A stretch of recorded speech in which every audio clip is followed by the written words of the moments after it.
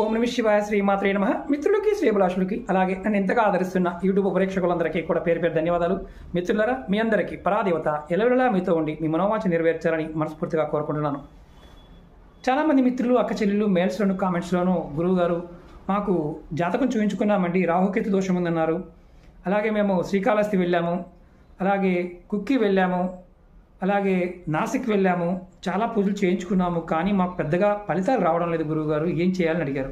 ఈరోజు ఈ షార్ట్ వీడియోలో అత్యంత ప్రభావవంతమైన రాహుకేతు ప్రభావాన్ని తగ్గించుకునేది, అలాగే ఈ ఉపాయం చేయడం వల్ల పితృదేవతలు కూడా ప్రసన్న చెందుతారు, ఖచ్చితమైన అద్భుతమైన మార్పులు వస్తాయి. ఈ ఉపాయం చేయడం వల్ల ఏం చేయాలంటే, ప్రతి ఆదివారం రోజున పంచదార, బియ్యపిండి, మినపపిండి ఈ మూడు కలిపి నల్ల చీమలకి ఆహారంగా వేయండి.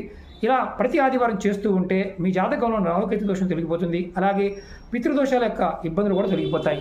ఓం నమః శివాయ శ్రీమాత్రే నమః.